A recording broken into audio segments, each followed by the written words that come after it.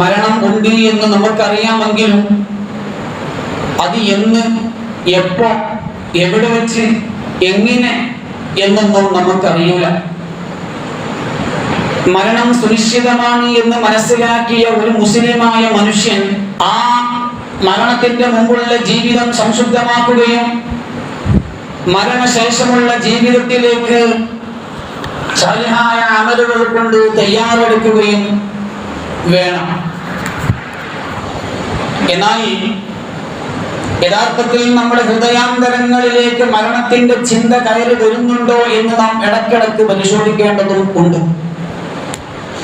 ഈ ലോകത്ത് നമ്മൾ നല്ല സുഖത്തോടെ ജീവിക്കുമ്പോൾ ഈ ലോകത്തേക്കാളും എത്രയോ ഇരട്ടി സുഖം അല്ലാഹു സുബ്ഹാനഹു വ തആല സ്വർഗ്ഗലോകത്ത് തയ്യാർ ചെയ്തിട്ടുണ്ട്.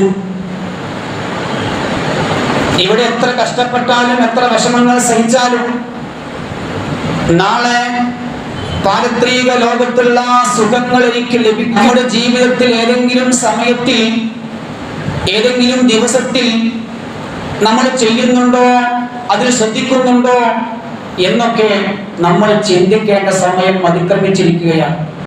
നമ്മുടെ കുടുംബത്തിന്റെയോ നമ്മുടെ കൂട്ടുകാരുടെയോ നമ്മുടെ നാട്ടുകാരുടെയോ ഇഷ്ടം നോക്കിയല്ല നമ്മൾ ഈ ഐഹിക ലോകത്ത് ജീവിക്കേണ്ടത്.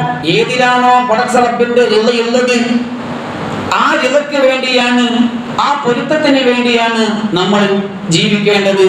അതാണ് നമ്മൾ സെലക്ട് ചെയ്യേണ്ടത്. നമ്മുടെ ജീവിതം ഒരിക്കലും ദുനിയാവിന് വേണ്ടിയാകരുത്. അങ്ങനെ ദുനിയാവിന് വേണ്ടിയായി കഴിഞ്ഞാൽ നമ്മുടെ രണ്ട് ലോകവും നഷ്ടപ്പെട്ടു പോകും. അല്ലാഹു കാത്ത് രക്ഷിക്കട്ടെ. ഓരോ ദിവസവും പ്രഭാത സൂര്യൻ ഉദിച്ചുയരുമ്പോ നമ്മെ ഓരോരുത്തരെയും വിളിച്ചുകൊണ്ട് പ്രഭാത സൂര്യൻ പറയുന്നുണ്ട്, അന ഖൽഖുൻ ജദീദ്, ഞാനൊരു പുതിയ സൃഷ്ടിയാണ്. ഫഅമൽ ഫിയ ഖൈറാ, എടോ മനുഷ്യ, ഈ ദിവസത്തിൽ ഈ പ്രഭാതത്തിൽ നീ ഖൈറുകൾ ചെയ്തോ, നീ നന്മകൾ ചെയ്തോ. ഉശ്ഹിദു ലക ബിഹി ഗദാ, നീ ചെയ്യുന്ന പ്രവൃത്തികൾ ഞാൻ വീക്ഷിക്കുന്നുണ്ട് കേട്ടോ, ഞാൻ അതിന് സാക്ഷിയാണ് കേട്ടോ. അല്ലാഹുവിന്റെ കോടതിയിൽ നീ വരുമ്പോ നീ ഇന്നത്തെ പ്രഭാതത്തിൽ, ഇന്നത്തെ പകലിൽ നീ ചെയ്ത കാര്യങ്ങൾ നാളെ ഞാൻ നിനക്കെതിരായി സാക്ഷി പറയണ്ട എങ്കിൽ ഖൈറായ കാര്യങ്ങൾ നീ ചെയ്തോ. ഖൈറായ കാര്യങ്ങൾ നീ ചെയ്യുകയാണെങ്കിൽ നിനക്ക് അനുകൂലമായി ഞാൻ സാക്ഷി പറയുന്നതാണ്. അതെല്ലാം ഖൈറല്ലാത്ത ശർറായ കാര്യങ്ങളാണ് നിങ്ങൾ ചെയ്യുന്നതെങ്കിൽ നിങ്ങൾക്കെതിരെ പ്രതികൂലമായി ഞാൻ അല്ലാഹുവിനോട് സാക്ഷി പറയും കേട്ടോ. ഫഇന്നീ ലൗ ഖദ് മളൈതു ലൻ തറനി അബദാ, ഇനി നീ എന്നെ കണ്ടോളണമെന്നില്ല. ഇന്നത്തെ പ്രഭാതം അസ്തമിച്ചു കഴിഞ്ഞാൽ ഞാൻ ഇനി മടങ്ങി വരൂല. പക്ഷേ നിന്റെ പ്രഭാതത്തിൽ നീ എന്തൊക്കെ ചെയ്തോ അതൊക്കെ ഞാൻ രേഖപ്പെടുത്തിയിട്ടുണ്ട്, അതെല്ലാം ഞാൻ സൂക്ഷിച്ചു വെച്ചിട്ടുണ്ട്. റബ്ബിനോട് അതിനെ കുറിച്ചൊക്കെ ഞാൻ പറയും എന്ന് നീ ചിന്തിക്കണം കേട്ടോ.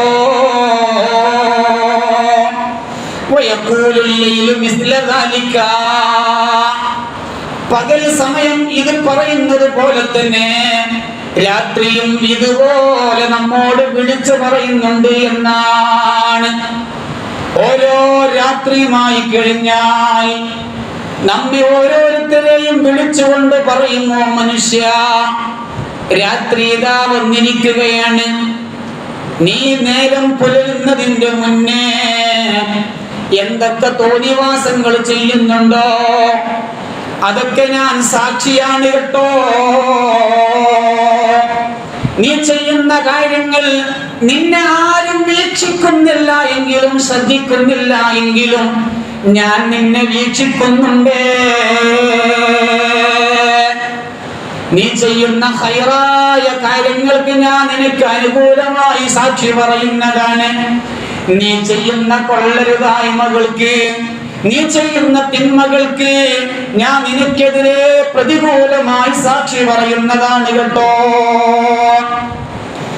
നീ വീടിന്റെ ഉള്ളിൽ റൂമിൽ അടച്ചിട്ടതായ വാതിലുകൾക്കുള്ളിൽ ഒറ്റയ്ക്കിരുന്ന് ചെയ്യുന്ന പ്രവർത്തികളെല്ലാം ആരും കാണുന്നില്ലെങ്കിലും ഞാൻ കാണുന്നുണ്ട് കേട്ടോ. അതുകൊണ്ട്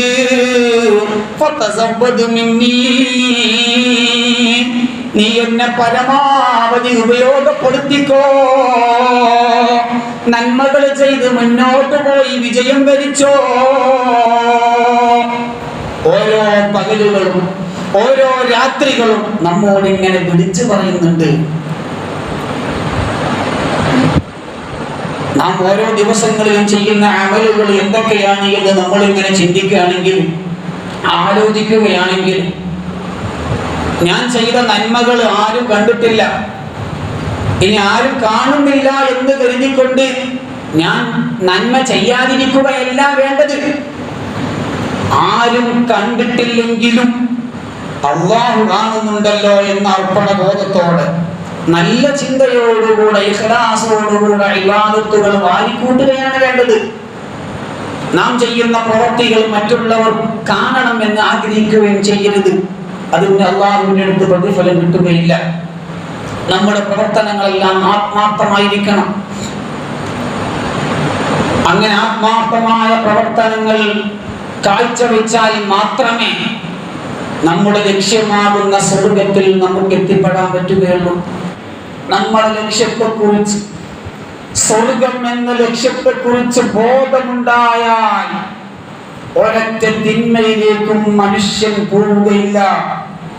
സൽക്കർമ്മം ചെയ്തുകൊണ്ട് റബ്ബിലേക്ക് അടുക്കാൻ ശ്രമിക്കും. ഇമാം ഗസാലി റളിയല്ലാഹു അൻഹു പറഞ്ഞല്ലോ, ഒരു മനുഷ്യൻ അവന്റെ വയസ്സിനെ കുറിച്ച്, ആയുസ്സിനെ കുറിച്ച് നല്ലതുപോലെ ചിന്തിച്ചോളണം.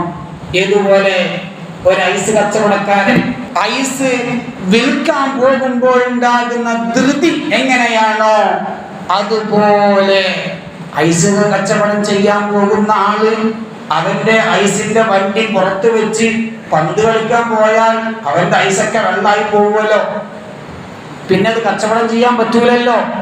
അപ്പൊ ഐസ് കച്ചവടക്കാരനുണ്ടാകുന്ന ധൃതി പോലെ ഓരോ മനുഷ്യനും അവന്റെ വയസ്സിനെ കുറിച്ച് ബോധമുണ്ടാവണം. അയാളുടെ ഐസ് ഉരുകി ഒലിച്ചിട്ടുണ്ടാകുമല്ലോ എന്ന പേടി കൊണ്ട് ആ മനുഷ്യൻ വേറൊരു പ്രവർത്തനങ്ങളിലേക്കും പോവുകയില്ല, വേറെ ഒന്നിലേക്കും അവൻ ശ്രദ്ധിക്കുകയില്ല. ഇതുപോലെ ഈ ദുനിയാവിൽ പല അപശബ്ദങ്ങളും കേൾക്കും, പല വേണ്ടാത്തരങ്ങളും കണ്ടെന്നിരിക്കും. അതെല്ലാം ശ്രദ്ധിക്കാൻ പോയാൽ ഐസ് ഉരുകിക്കുന്നത് പോലെ നമ്മുടെ ആയുസ് തീർന്നു പോകും. നമ്മുടെ ആയുസ് തീർന്നു പോകുന്നതിന്റെ മുമ്പ് ഒരുപാട് സൽക്കർമ്മങ്ങൾ ചെയ്യാൻ നമ്മൾ മുന്നോട്ട് വരണം. ഖളാ ആയ നിസ്കാരങ്ങളൊക്കെ ഖളാ വീട്ടണം. ഇനി മുതൽ ഒരൊറ്റ നിസ്കാരങ്ങളും ഖളാ ആവാതെ നിസ്കരിക്കാൻ നമ്മൾ തയ്യാറാവണം.